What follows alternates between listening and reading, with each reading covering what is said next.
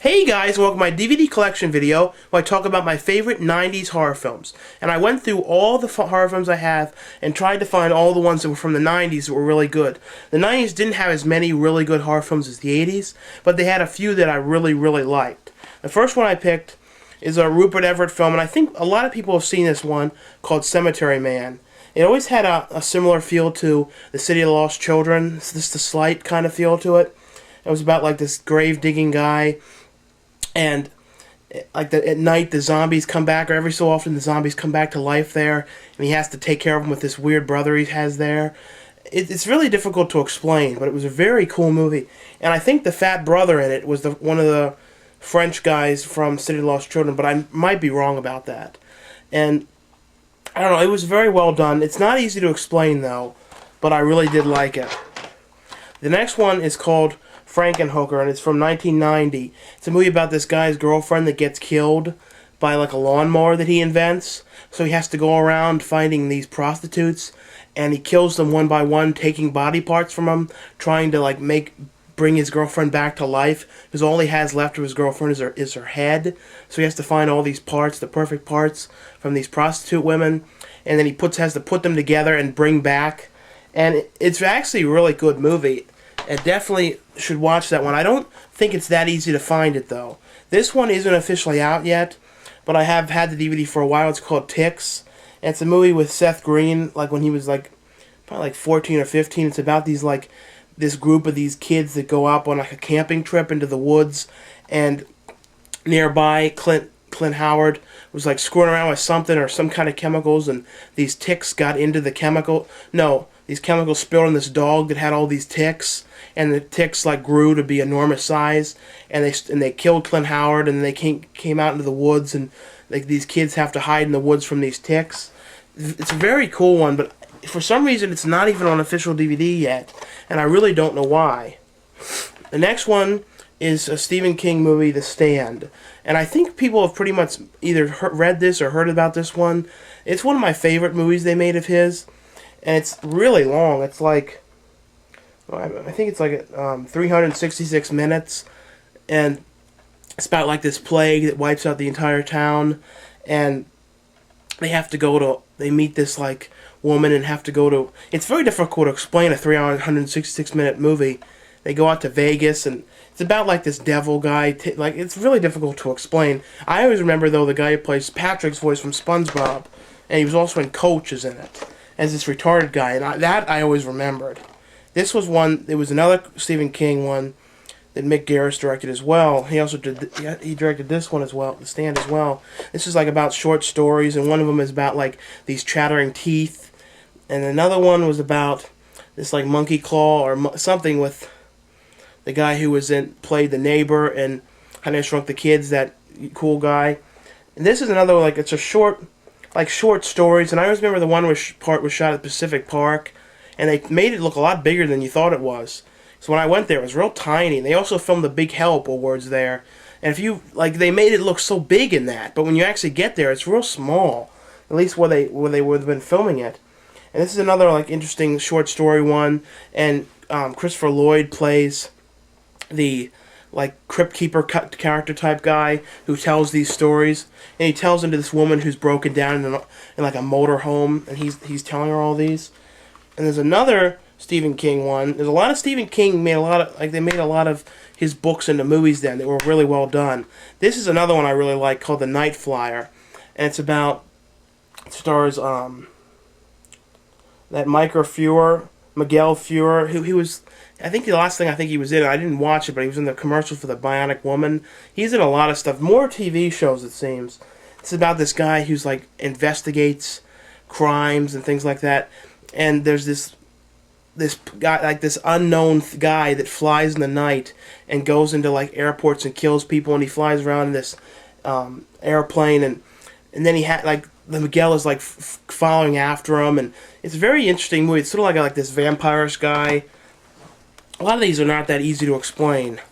The next one is Candyman, and it stars Tony Todd, and I know people have seen this. This is about if you say Candyman, Candyman, Candyman 3 times in the mirror, and the Candymen are come and kill you.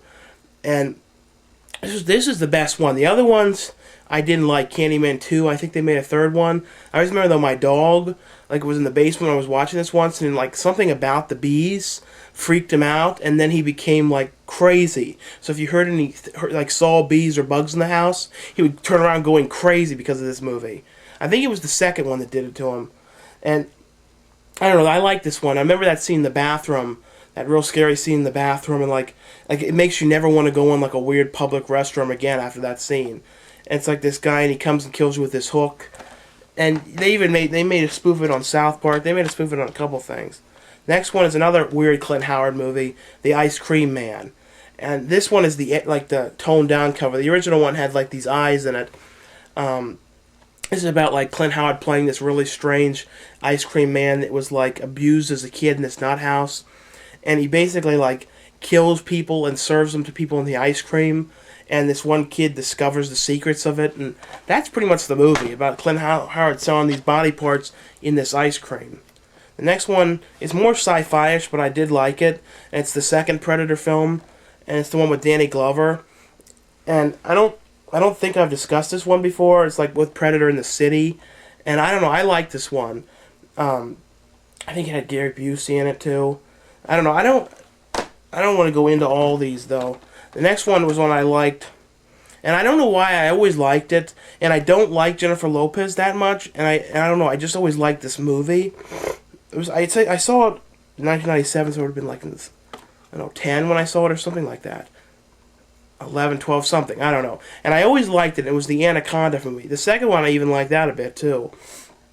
I think this is one of the first movies to use a lot of CGI that I actually recognized that it was something different that they were using. In Jurassic Park, they did so well you couldn't tell, but in this movie, it was really noticeable that they were doing something that wasn't like the typical effects. And this is the one I always remembered noticing was one of the first movies to use that. And I don't know, it was just like that story about these people going out into the jungle looking for this snake.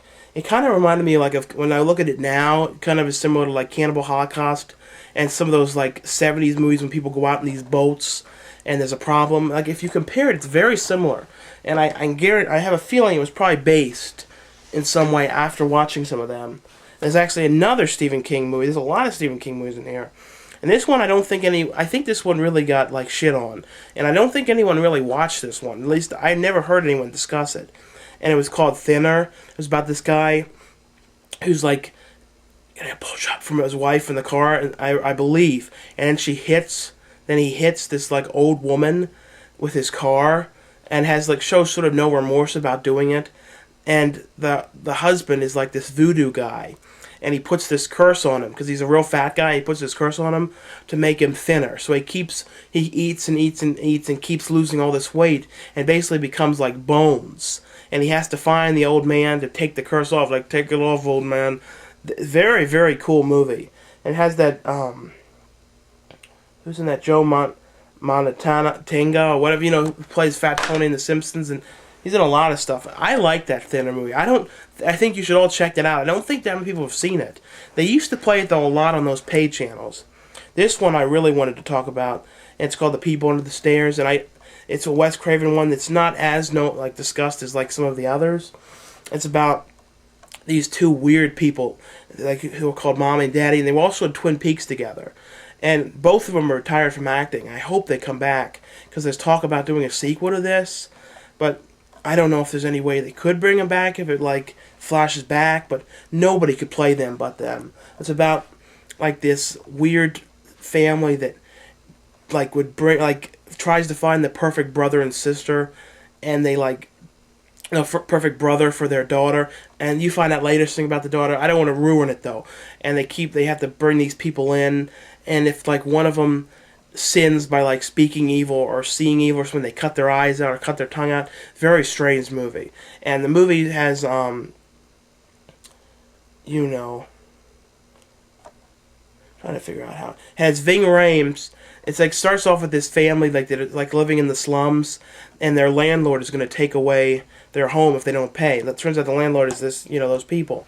So Ving Rhames and who's the boyfriend of the girl who lives at the home. It's very difficult to explain this right. Him and the brother of that girl, they break into this house, And then that's how they discover all this. The next one is Stephen King's The Langoliers. It's like, geez, a lot of Stephen King things. And this is one that I don't... It had really, really, really, really, really bad effects at the end. I mean, so bad that they're laughable. And I never could believe they were so bad.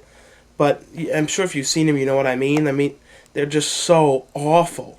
But I guess they could be explained because of where they're supposed to be and everything. It's supposed to be another universe, I guess, but I don't know. It's a movie about these people who go out in this plane and they suddenly wake up and they land the plane in this like weird airport. There's nobody there at the airport. The airport is totally 100% deserted. And it's just them. So half the movie, like for about an hour and a half, it's just them wondering what's going on in this empty airport. I like movies like that. They don't make many like empty. It's kind of like a Last Man on Earth kind of feel, but it's with all these people. And you find out later what's coming for them. And like the whole movie, you hear this, and this blind girl's like, they're coming to get us. I don't know. I've always liked it. There's another Stephen King movie. I told you he made a lot of movies in the 90s that were good. Stephen King's The Graveyard Shift. Well, he didn't make them. They made, took his books. And this is another one that I always liked. It was about like these people going down to this weird like building in the basement trying to catch these huge rats. That's pretty much the plot of it. It was like these rat hunters, and Brad Dourif is in the beginning of the film as like the first attempt at getting the rat. That's pretty much all it was, but it was cool though. This one has more of a sci-fi feel, but I never talked about it. It's Christopher Lambert stars in this film. It's called Fortress. It's about this like ultra modern high tech like jail that he gets put in, and him and his girlfriend gets like put in this other unit. They keep the men and women separated, and it's like them trying to escape from it. And I think it was a low budget movie, but it was done very well. And they made a sequel to it, which was alright. But it's just basically about trying to escape from this jail. But I always liked it. And this is another weird one you don't hear talked about anymore, with Edward Furlong, called Brain Scan. And it's about like playing this really weird video game and being sort of like, when he does it, everything's like he plays a video game. Like Edward Furlong in the mail gets this video game, and he like in the game he's this killer and he kills people, and then he's finding out that it may not really be a game and that he's actually killing these people in real life. And like he finds mud on his shoes and like cut off ears and stuff in his fridge. I don't know. I always liked this one. And it's got this real unique music. It's like during this time they were always making music with this certain feel to it. And if you listen to music, you know what I mean. You don't hear it anything else anymore. It was just like a time in the early 90s to mid-90s they used that certain type of music. Like almost like a sensual, amanuense, erotic music. And they always would use it, but they don't use it anymore. And I know it may sound strange, but if you watch it, you know what I mean. This is a Stuart Gordon one called Castle Freak.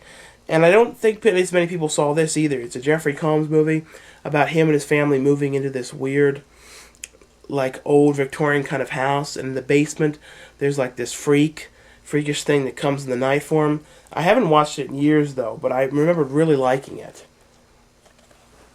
Another one is called Cube. And I don't know if this is if this might be 2000.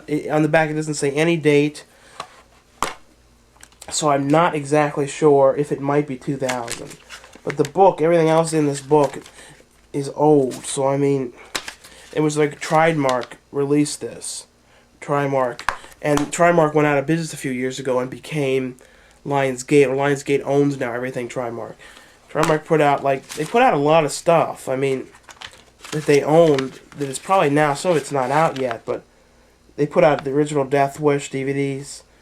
The Curve, which is another one no one remembers, and I would have showed that, but I don't have that. What else is in this? Chairman of the Board, which everyone hated, and I sort of liked it. Leprechaun 2, Dead Alive. Yeah, Dead Alive. And there's still yet to be a new release of Dead Alive, and I think I forgot to pick that one up, but that is a 90s one. Landlady, Leprechaun. Yeah, Leprechaun is another one I forgot to pick up, and definitely like that one as well. But, yeah, so, Leprechaun's over there, but Leprechaun's another one I would say. This one's Cube. It's about these people and they made a lot of sequels to this, and the second one was awful. The third one was okay. It's about these people that, like, wake up in this weird cubic maze thing, and if they take the wrong, like, they have to find a way out. It involves math and all these numbers. I never, like, I would have been dead in a minute in there, because I'm shitty at that stuff. When they have to, like, count the numbers and even, odd, and all that. They go through the wrong one. They get killed in these traps. Seth, Saw kind of got the idea from this, or like is similar, but I think Cube is a better film than Saw. It doesn't have the same meaning behind it, but I like it better. The next one is Screamers, and I've talked about this before. And it's a movie with that guy that always reminds me of that other guy. You know what I mean? And it stars Peter Weller, and he played RoboCop in the first and second, not the third one though. It's about these weird creature things living under the ground.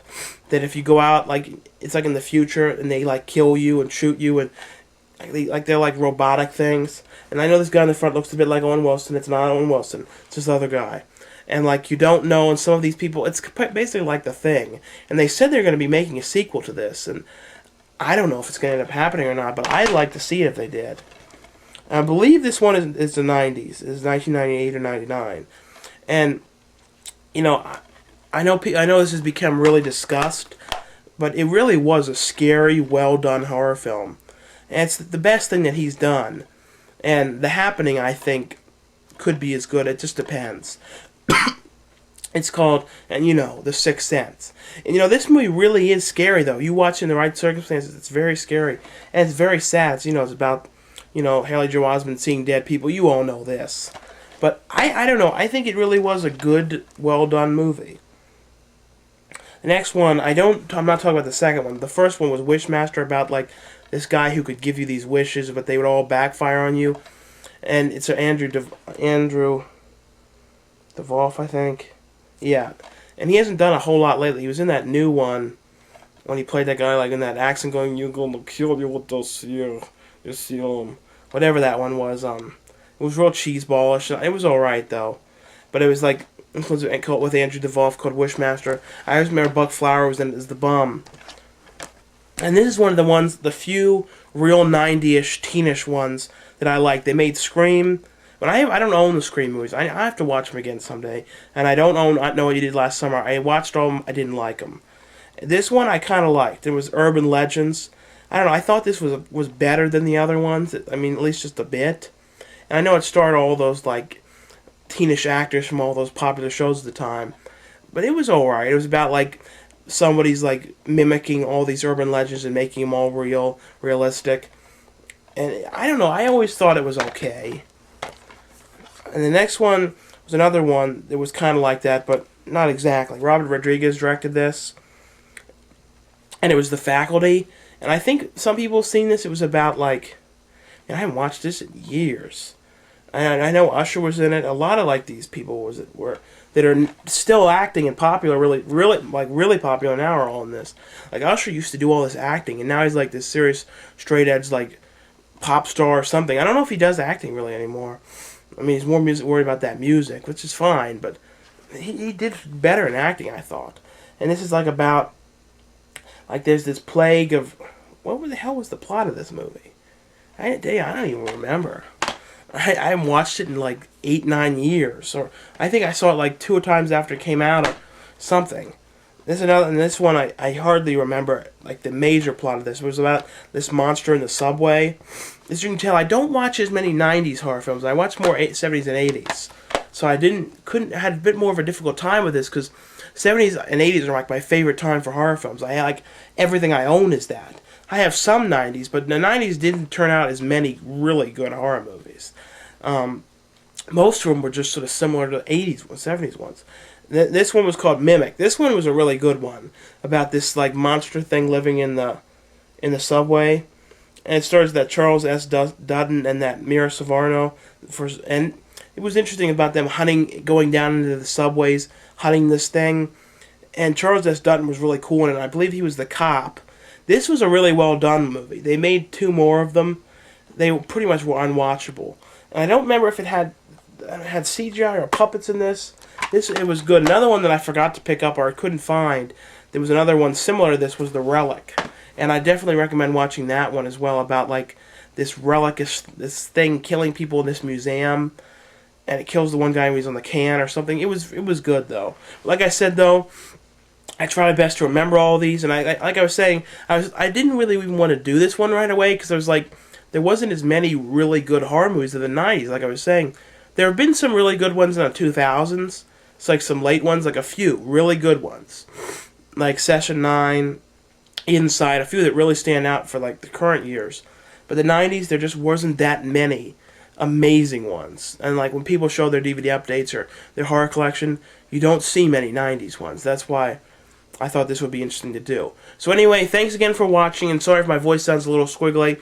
I have a bit of a cough, and I had like sort of allergy problems lately because it's really bad allergy times. But anyway, thanks again for watching and for subscribing. Bye.